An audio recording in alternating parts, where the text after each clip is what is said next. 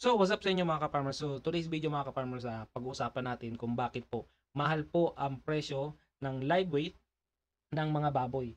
So, magkakaroon tayo ng comparison nung last year, 2023, at ngayong 2024. So, bago natin pag-usapan yan, intro muna.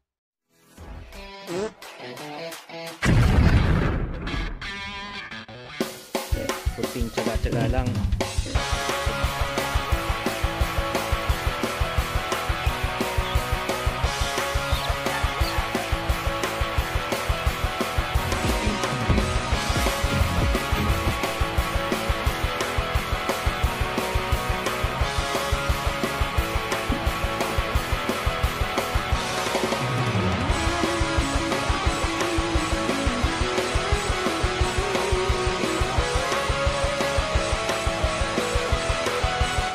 So nandito na tayo ngayon sa topic natin today mga ka-farmers.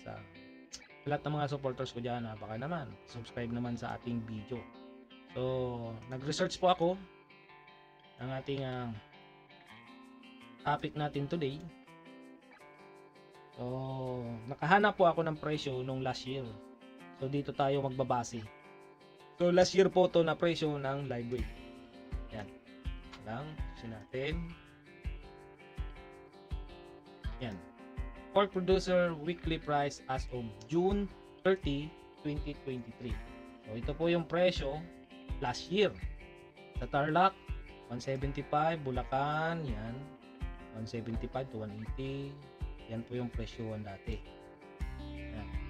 Dahil ako po ay taga Bicol, yan po yung presyo last year. Kasi nag-alaga po ako ng fatteners nung last year. Sobrang baba po talaga nung presyoan ng baboy.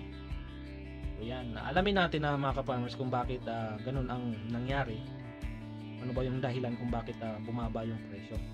Dito naman 150 to 170 Bacolod, 140 to 175. Yan, Zamboanga 170, Agusan del Sur 180 to 190, Butuan 175, Pagadian 160, Samis 165 to 170. So mababa to mga ka-farmers. Sa ibang lugar, ang 180 to 190, okay na po yun. Bawi na po yun. So inuulit ko po June 30, 2023. Yan po yung presyo last year. So meron pa akong na-research dito ng presyo last year din. Natin. Yan.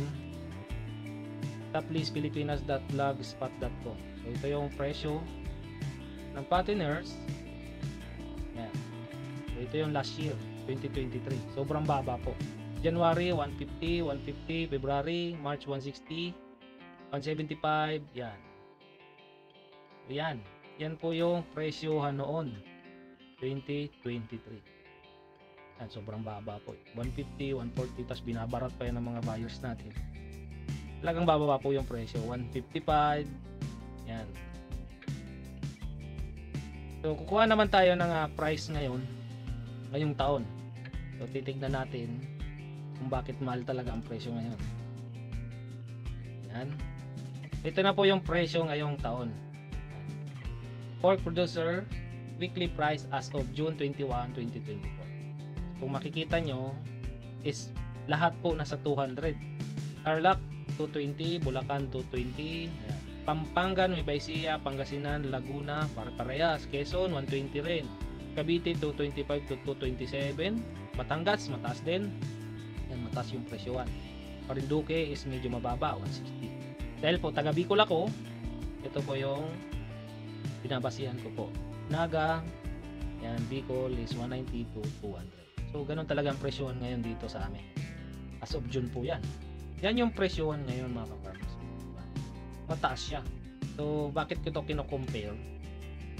Kasi kung last year po is mababa yung presyo ng baboy. So titignan po natin yung presyo nung 2022. Hanapin natin yung 2022. Ito po yung na-research ko. Yan po yung 2022. Medyo mataas siya mga ka-farmers. Yung January is 190, February 175, nung March yan 185, Nung April is 195. Nung May, 180. Pero nung pagpasok po ng June, 150. Yan, July, 150. Hanggang per months. Yan, 140, 130, 140, 150, 150. Nung pumasok po ng 2023, ganun pa rin po yung presyoan. 150, 150. Tumas ng konti. Yan, nag 160, 175. Bumaba na naman. 155, 140. Yan, lalong sumagad sa baba. Nag 130 pa. Hanggang nag-December, 150. So, bakit ko to ini-explain mga ka-farmers? Kasi, based po dito sa mga na-search natin. Kasi ako nag-alaga rin po ako ng partners. Nung time po ng 2022, nag-alaga po ako nun, medyo mahal po nga yung presyo ng baboy nung pagpasok po ng 2022. So, marami po ang nag-alaga ng baboy that time, 2022. So, kala namin, kasi ako nag-alaga rin, is makakabawi kami nung magbebentahan na po ng baboy. Kasi gano'n naman talaga tayong mga Pilipino. Kapag in demand, yun ang aalagaan natin. So, nagmahal yung presyo nung 2022, is halos lahat na nagbababoy is bumalik sa pag-aalaga. So, syempre, lahat naman tayo gustong kumita. Lalo na tayo mga backyard, kasi ako po, backyard lang po ako. So, nung nagbentahan na po, medyo bumaba po yung presyo. Tingnan nyo, pumasok ng June ng 2022, so 150. Nung July, nag 150 pa rin. Bumaba po ng bumaba hanggang August, September, hanggang per month. Yan. Sobrang baba na po. Talo po tayo dyan sa ganyang presyo. Hanggang pumasok po ng 2023, ganun pa rin. Nag-alaga po ako ng baboy niyan. Halos sa kapital lang po ang bumalik.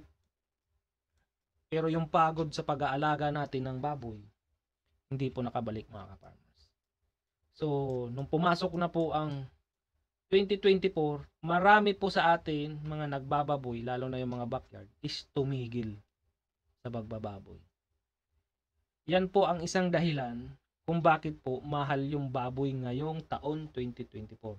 Marami po yung tumigil sa pagbababoy. So yung mga nagbababoy na nag-continue, kahit na mababa yung presyo, is mababawi nila yung lugi nila nung last year, 2023 at 2022. So, ganito lang yan, mga ka-farmers. Noong 2022, marami ang nagbaboy kasi inaasahan natin na mahal yung presyo nung bentahan ng baboy. Sobrang dami po nag-alaga ng taon na yan hanggang 2023. So, sobra yung supply ng baboy. So, pagdating po ng 2024, is nagmahal yung presyo ng baboy dahil po lahat po ng naghahanap ng baboy para ibenta sa market is nahirapan dahil marami po ang tumigil sa pag-aalaga ng baboy. Kasi nga, sino ba naman ang mag-aalaga ng baboy kung ang presyo po nung last year, 2023, is sobrang baba. Yung pagod mo, hindi mo man lang mababawi. Hindi ka man lang kumita kahit konti man lang. Halos sa balik taya ka lang, minsan lugi pa. Kasi minsan kung may makukuha tayong buyer ng ating baboy, is binabarat pa po ang ating baboy. So yan mga ka-farmers ha, disclaimer lang po, ito po ay opinion ko lang. So ganito lang yan mga ka-farmers ha, supply and demand. Pag marami pong supply, is mababa po yung bentahan. So pag kulang naman ang supply, is mataas po yung demand. So ganun lang po ang nangyayari. So ngayong 2024, is mataas pa po yung presyo. Ewan ko lang po ngayong mga last quarter o pagdating po ng ber months, baka po pagdating ng ber months, bumaba na naman po ang presyo ng baboy. So, yun lang po ang aking topic mga ka-farmers para mapakita ko sa inyo kung bakit ganun po ang nangyayari sa ating mga nagbababoy. So, wag po tayong susuko mga ka-farmers. So, disclaimer lang po ulit ha. Ito po ay opinion ko lamang mga ka-farmers. So, hanggang dito na lang mga ka-farmers ang aking vlog. Sana may napulot po kayong kaalaman ngayon naman mga ka-farmers. So, sa lahat po ng mga nanonood dyan, ng mga nakasupport sa akin, kung meron man po kayong suggestion o comment, paki-comment na lang po sa baba ng aking video. So this is Nairicos TV. Bye-bye. See you on my next video. Love you all.